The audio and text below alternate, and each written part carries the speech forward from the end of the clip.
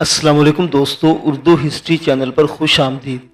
मुअज़्ज़िज़ सामीन हज़रात, आइए सुनते हैं उर्दू नावल साशा किस्त नंबर 13। मुअज़्ज़िज़ सामीन, आपसे उम्मीद की जाती है कि वीडियो को लाइक करें और चैनल को भी सब्सक्राइब कर दें, शुक्रिया। कसर के अकबी बाग में चहलकदमी करते साशा की तबीयत बेचैन सी थी।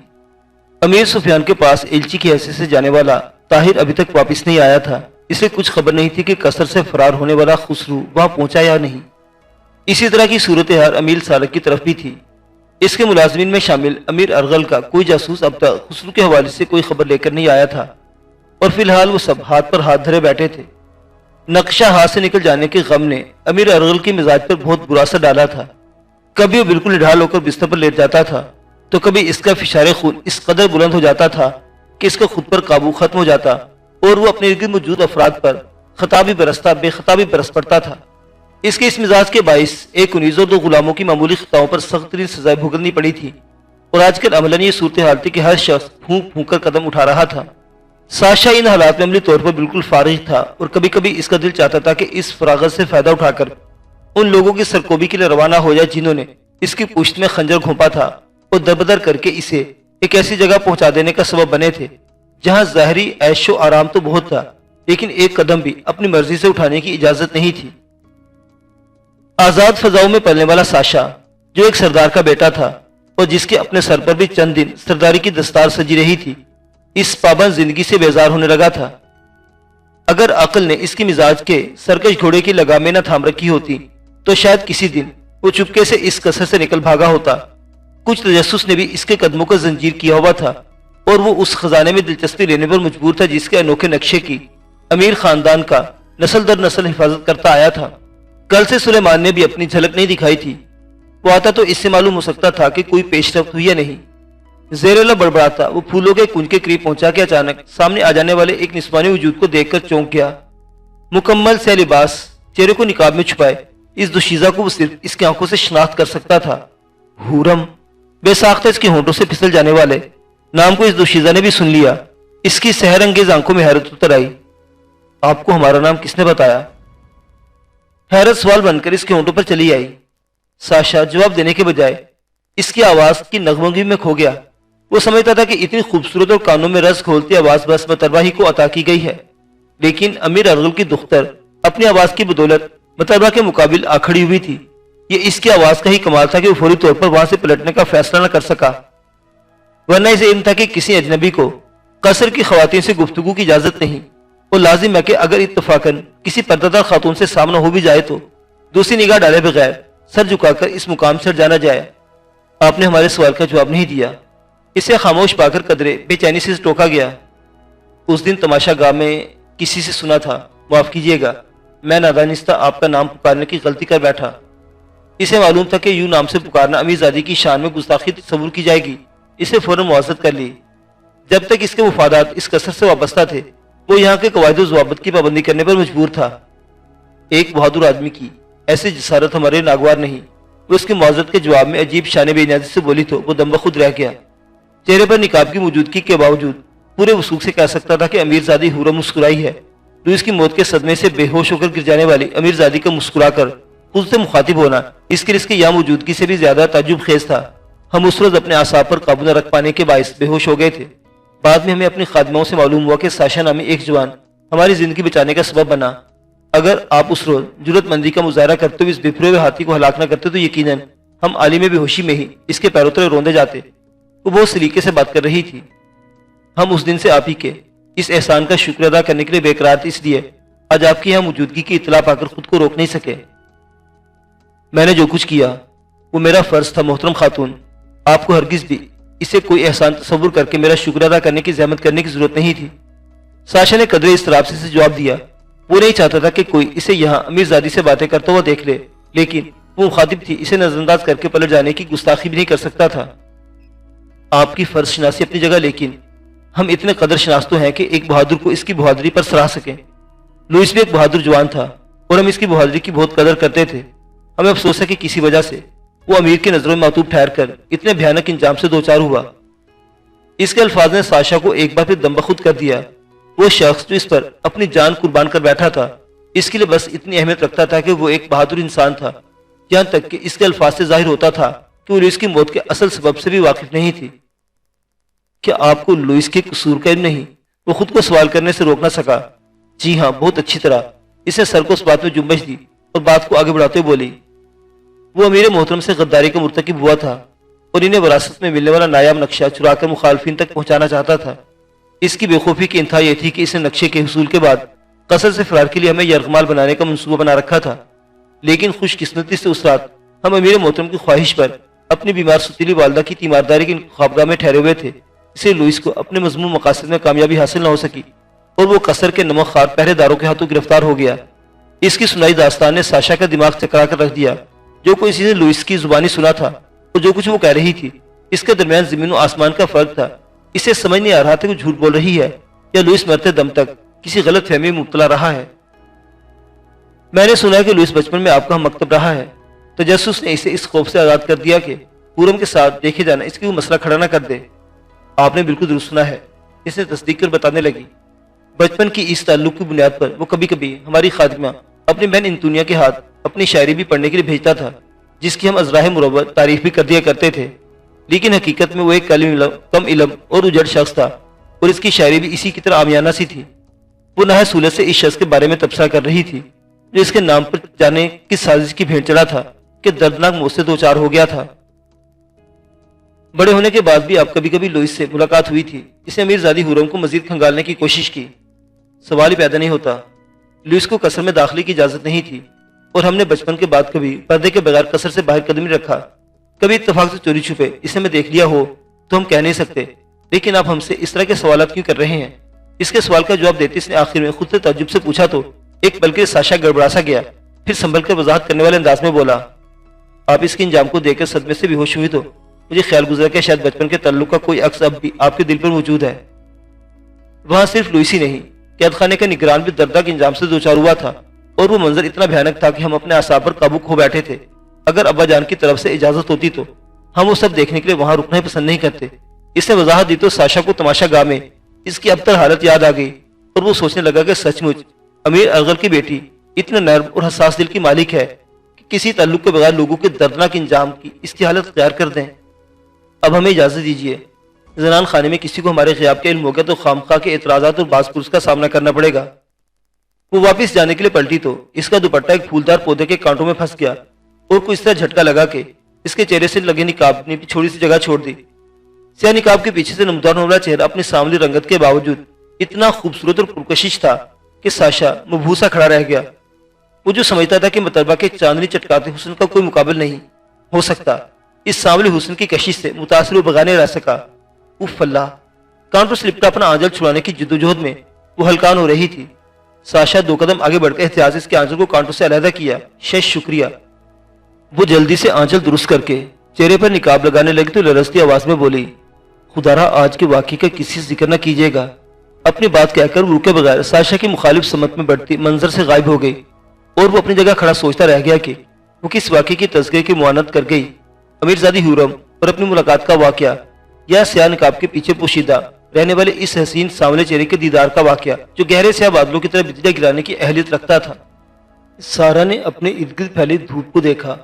دن طلوع ہوئے بہت دیر ہو چکی تھی، لیکن اس کے ارد گرد موجود افراد کے افعال میں ایک سسروی سی پائی جاتی تھی۔ ایسا شاید اس لیے تھا کہ آج سفر نہ کرنے کا فیصلہ کیا گیا تھا اور مخدوش حالات کے باوجود قافلہ وہیں ٹھہرا ہوا تھا۔ تم یہاں بیٹھی ہو، میں تمہیں دیکھ رہی تھی، چلو آؤ چل کر ذرا عبد المالک کی مزاج پرسی کر آئے۔ سریا اسے ڈھونڈتی ہوئی آئی، اس پر نظر پڑتے ہی بولی۔ سارا زبان سے کچھ کہے بغیر اس کا ساتھ دینے کے لیے اٹھ کھڑی ہوئی۔ اخی کہہ رہے تھے کہ رات عبد المالک نے بہت ہمت اور جرأت کا مظاہرہ کیا۔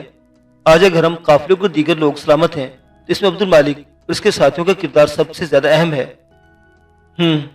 اسے سریا کا تبصرہ سنا اور جواب میں کچھ کہنے کے بجائے میں ہنکارا بھر کر رہ گئی۔ تم آج معمول سے زیادہ خاموش دکھائی دے رہی ہو۔ مختصر عرصے میں دوستی کے بندھن میں بن جانے والی سریا نے اس کے انداز کو محسوس کیا۔ بس یوں ہی کچھ بولنے کو دل نہیں چاہ رہا، شاید رات کے واقعات کا اثر ہے۔ اس نے سریا کو ٹالا۔ وہ بھی مزید اصرار نہ کر سکی کہ وہ دونوں عبد المالک کے لیے مخصوص کیے گئے خیمے تک پہنچ چکی تھی۔ اجازت لے کر اندر داخل ہونے پر انہوں نے دیکھا کہ عبد المالک بستر پر تکیے کے سہارے بیٹھا ہوا پیالہ منہ سے لگا یخنی پی رہا تھا۔ ان دونوں کو دیکھ کر اس نے پیالہ ہونٹوں سے جدا کر کے اپنی خدمت پر مامور نوجوان کو تھما دیا اور ہلکی سی مسکراہٹ کے ساتھ ان کا خیر مقدم کیا۔ اب تمہارا کیا حال ہے عبد المالک؟ زخم زیادہ تکلیف تو نہیں دے رہا؟ سوریا نے فکر مندی سے دریافت کیا۔ میں ٹھیک ہوں سوریا بہن، معمولی زخم ہے، جلد بھر جائے گا۔ بس مجھے ڈر ہے کہ جس طرح یہ اللہ کا بندہ مجھے تھوڑی دیر بعد کھلانے پلانے میں جتا ہوا ہے، ان قریب ہی میرا پیٹ دھماکے سے پھٹ جائے گا۔ خود کو بالکل ٹھیک ظاہر کرنے کے عبد المالک نے بزلہ سنجی کا مظاہرہ کیا۔ اس کا کوئی قصور نہیں، یہ اخی کے احکامات کی تعمیل کر رہا ہے۔ طبیب نے کہا تھا کہ جریان خون کے باعث تمہیں شدید کمزوری ہو گئی ہے، اور اس کمزوری کو دور کرنے کے لیے دوا کے ساتھ ساتھ اچھی غذا کی بھی ضرورت ہے۔ سوریا نے نوجوان تیماردار کی حمایت کی اور بہنوں والے ناز سے ڈپٹنے والے انداز میں بولی، میں دیکھ رہی ہوں کہ کمزوری سے تمہارے چہرے کی رنگت زرد پڑ گئی ہے۔ بہتر ہے کہ تم بنا کوئی اعتراض کیے اس نوجوان کی خدمات سے مستفیض ہو اور جلد از جلد بستر چھوڑ کر کھڑے ہو جاؤ۔ یہ تو خوب رہی، میں آپ سے اپنی حمایت کو امیدوار تھا، لیکن آپ نے بھی ہری جھنڈی دکھا دی۔ عبد المالک نے ہنستے ہوئے شکوہ کیا۔ جو کچھ کیا جا رہا ہے تمہاری بھلائی کے لیے ہی ہے، سوریا نے اسے سمجھایا۔ اخی کہاں ہے؟ میں صبح سے ان کی راہ دیکھ رہا ہوں، کیا وہ کہیں مصروف ہیں؟ وہ گھنٹہ بھر کمر ٹکانے کے بعد پہرے والے ساتھیوں کے لیے اشیاء خورد و نوش لے کر ان کے پاس چلے گئے تھے۔ ان کے ساتھ 2 افراد اور بھی تھے، کہہ رہے تھے کہ ہم پہرے اور عزام کی باری لگا لیں گے تاکہ سب کو سہولت میسر رہے۔ سوریا نے اسے جواب دیا تو اس نے تفہیم میں انداز میں سر کو جنبش دی اور اچانک ہی سارا کی تو متوجہ ہو کر اس سے مخاطب ہوا۔ کیا بات ہے سارا بہن، آج آپ بہت زیادہ خاموش ہیں؟ کوئی خاص وجہ نہیں، بس اپنے دل پر ایک بوجھ سا محسوس کر رہی ہوں۔ کل میں ہی تھی جو دودھ کے سفر جاری رکھنے کے فیصلے پر سب سے زیادہ اعتراض کر رہی تھی اور ان کے اندازوں کو ان کا وہم قرار دے کر ان سے بحث کرتی رہی تھی، لیکن کتنی جلدی ثابت ہو گیا کہ داؤد اپنے فیصلے میں بالکل درست ہے۔ سارا نے کھوئے کھوئے لہجے میں اس کی بات کا جواب دیا۔ میں نے تو پہلے آپ سے کہا تھا کہ ہم اخی کی چھٹی حص پر بہت بھروسہ کرتے ہیں، عبد المالک نے اسے یاد دلایا۔ تم نے ٹھیک ہی کہا تھا، رات کے بھیانک مناظر اب بھی میری آنکھوں کے سامنے ناچ رہے ہیں، اور جب بھی میں سوچتی ہوں کہ اگر تم لوگ غافل ہوتے تو مظلوموں کے اس قافلے پر کیسی قیامت ٹوٹ پڑتی، میری روح کانپ جاتی ہے۔ سارا نے ایک جھرجھری سی لی۔ اس لیے تو کہتا ہے کہ مارنے والے سے بچانے والے کی ذات بڑی ہے۔ اللہ کو ہم سب کی زندگیاں منظور تھی، اس لیے اس نے بغیر کسی نقصان کے ایک چھوٹی سی جمعیت کے ہاتھوں ان ظالم حملہ آوروں کو نیست و نابود کروا ڈالا۔ عبد المالک کا انداز تسلی دینے والا تھا، لیکن خطرہ تو اب بھی ہمارے سروں پر منڈلا رہا ہے۔ حملہ آوروں کے پلٹ کر واپس نہ جانے پر ان کے کچھ ساتھی ان کا احوال جاننے کے لیے یہاں تک آ سکتے ہیں۔ سوریا نے تشویش کا اظہار کیا۔ اسی خطرے کو پڑاؤ سے دور رکھنے کے لیے ہی تو آخر دوسرے لوگ پہرے کے فرائض انجام دے رہے ہیں۔ ویسے مجھے امید ہے کہ ہم پر فوری طور پر کوئی حملہ کیا جا سکے۔ میں سامان ضرورت کی خریداری کے لیے بستی میں گیا تھا تو میں نے دیکھا کہ اس بستی کی آبادی محدود ہے۔ میرا جہاں تک خیال ہے اس محدود آبادی والی بستی کے لڑنے کے لائق بیشتر مردوں کو تداری رات اپنے ساتھ لے کر آگے تھے۔ اب پیچھے گنتی کے چند ہی لوگ باقی بچے ہیں، اور لازمی سی بات ہے کہ اگر وہ لوگ ہمارا تعاقب یا کوئی انتقامی کارروائی کرنا چاہیں تو انہیں کہیں اور سے افرادی قوت جمع کرنی پڑے گی۔ جب تک وہ ایسا کرنے میں کامیاب ہوں گے ہمارا قافلہ انشاءاللہ خاصا فاصلہ طے کر چکا ہوگا۔ عبد المالک مطمئن تھا۔ فاصلہ کیسے طے ہوگا؟ قافلہ تو یہاں ٹھہرا ہوا ہے۔ سارا کے ہونٹوں سے بے ساختہ پھسلا۔ میں اسی سلسلے میں بات کے لیے اخی کا انتظار کر رہا تھا۔ میرا خیال ہے کہ اہل قافلہ نے خاصا آرام کر لیا ہے اور ہمیں آج دوپہر تک لازماً اپنے سفر کا دوبارہ آغاز کر دینا چاہیے۔ عبد المالک نے سنجیدگی سے اس کی بات کا جواب دیا۔ لیکن ایسا کیسے ہو سکتا ہے؟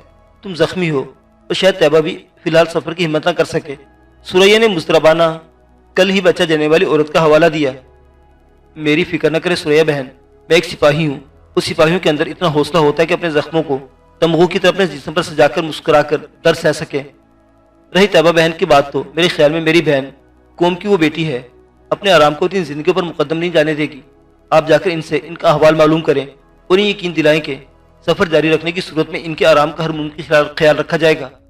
عبد المالک کی سنجیدگی برقرار تھی، لیکن عبد المالک، سوریا ہچکچائی، ہمیں کوئی قدم اٹھانے سے پہلے اخی کی رائے بھی تو لینی چاہیے۔ اخی پر اس وقت بہت زیادہ بوجھ ہے، وہ میرے اور طیبہ بہن کے خیال سے سفر جاری رکھنے کا فیصلہ کرتے ہوئے ہچکچائیں گے، لیکن جب انہیں یہ معلوم ہوگا کہ ہم دونوں ہی سفر جاری رکھنے کے لیے مصر ہیں تو ان کی ہچکچاہٹ دور ہو جائے گی۔ عبد المالک درست کہہ رہا ہے سوریا، اس وقت ہمیں 2 افراد کے آرام پر اتنی بہت سی زندگیوں کی حفاظت کو ترجیح دینا ہوگی اور داؤد کو تنہا کوئی فیصلہ کرنے کے بوجھ سے آزاد کروانا ہوگا۔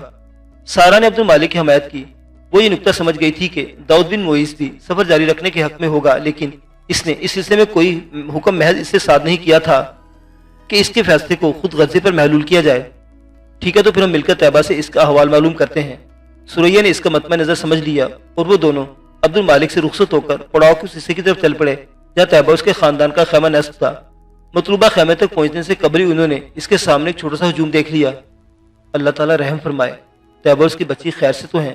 سورہ کے ہونٹوں سے پھسلا اور غیر عادی طور پر ہی ان دونوں کے قدموں کی رفتار تیز ہو گئی۔ قریب پہنچنے پر ان عورتوں کے بین اور رونے کی آوازیں سنائی دینے لگی۔ خیر تو ہے، یہ طیبہ بہن کے خیمے میں رونے کی آوازیں کیوں آ رہی ہیں؟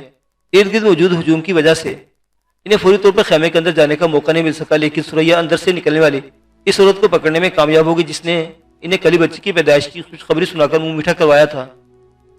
بیچاری طیبہ اپنا سہاگ اور خالہ منیرہ اپنی گود اجڑنے پر بیان کر رہی ہے۔ اس عورت نے اپنی آنکھوں کی نمی صاف کرتے ہوئے دکھی لہجے میں کہا، کیا مطلب؟ کیا طیبہ کے خاوند کی شہادت کی خبر ملے؟ لیکن یہ کیسے ممکن ہے؟ سوریا حیران ہوئی کہ یہاں اس جگہ ان تک کوئی خبر کیسے پہنچ گئی۔ کچھ یہ کیفیت سارا کی بھی تھی۔ خبر تو پرانی تھی لیکن ظاہر آج کی گئی۔ عورت نے جواب دیا اور مزید تفصیل بتاتے ہوئے بولی، قافلے کی روانگی سے قبل ہی طیبہ کے خاوند کی شہادت کی خبر اس کے بڑے بھائی کو مل چکی تھی، لیکن اس نے ماں اور بھاوج پر ظاہر نہیں ہونے دیا۔ پھر وہ مدت عدت پوری ہونے تک گھر کی چار دیواری تک محدود رہنے پر اصرار کریں گی، جبکہ وہ ہجرت کرنے والے قافلے میں شامل ہونے کا حتمی فیصلہ کر چکے تھے۔ ماں اور بھاوج کو اپنے پیچھے تنہا چھوڑ کر آ جانے میں ان کی عزت پر حرف پانے کا بھی اندیشہ تھا، تو بس انہیں جو مناسب لگا انہوں نے کر ڈالا۔ دیکھا جائے تو ان کا فیصلہ اتنا غلط بھی نہیں تھا، لیکن بہتر ہوتا کہ جب ایک بات چھپائی گئی تھی جسے منزل تک پہنچنے تک چھپا ہی رہنے دیا جاتا۔ ایک جسمانی طور پر نڈھال عورت کو ذہنی جذباتی جھٹکا پہنچا کر مزید نڈال کرنے کی کیا تک بنتی تھی؟ سارا کو غصہ آیا۔ آپ درست فرمانی، لیکن بعضوں کا دلوں کا حسد اور کینہ اس حد تک بڑھ جاتا ہے کہ لوگ غیر معمولی حالات میں بھی اپنے اندر کا زہر اگلنے سے باز نہیں رہتے۔ عورت کے لہجے میں دکھ اور تلخی کی آمیزش تھی۔ میں آپ کی مطلب نہیں سمجھ سکی۔ سارا نے اسے سوال نظر سے دیکھا۔ میں طیبہ کے شوہر کے بھاوج کی بات کر رہی ہوں۔ اسے ہمیشہ یہ کلک رہا ہے کہ مرتبے اور حیثیت کے اعتبار سے اس کا تعلق طیبہ سے زیادہ اونچے خاندان سے ہونے کے باوجود سسرال میں طیبہ نے اس سے زیادہ عزت پائی۔ ایک طرف تو وہ طیبہ کو قدرت کی طرف سے عطا کیے گئے حسن سے حسد کرتی تھی، تو دوسری طرف اسے طیبہ کو ملنے والا پیار اور عزت کاؤنٹوں پر لوٹا دیتا تھا۔ اس نے کبھی یہ بات نہیں سمجھی کہ طیبہ نے سسرال میں یہ مقام اپنی خدمت اور میٹھی زبان کے عوض پایا ہے۔ وہ بس ہر دم اسے نیچے دکھانے کی کوشش میں مصروف رہی، اور آج بھی اسی کوشش میں بیچاری کے دل کو زخمی کر ڈالا۔ وہ عورت ذرا دیر کو سانس لینے کی رکی اور مزید بتانے لگی، خامد کی جدائی پر ہر دم اداس اور مرجھائی رہنے والی طیبہ آج بیٹی کی پیدائش پر خوش تھی، اس لیے خلاف معمول سے تھوڑا سا سنگار کر لیا تھا اور بچی کو گنگناتے ہوئے لوری سنا رہی تھی کہ اس کی جیٹھ اپنی بھتیجی کو دیکھنے سے پاس پہنچی اور بچی کو ایک قیمتی ہار تحفے میں دیا۔ خامد کی ٹوب میں اس کے پیچھے چلے آنے والی طیبہ کی جٹھانی سے یہ سب برداشت نہیں ہوا۔ اس نے واویلا مچانا شروع کر دیا کہ طیبہ اپنی حسین صورت کا فائدہ اٹھا کر اس کے خامد کو ورغلانے کی کوشش کر رہی ہے اور بیوہ ہوتے ہوئے بھی ہار سنگار کر کے اس طرف متوجہ کرتی ہے۔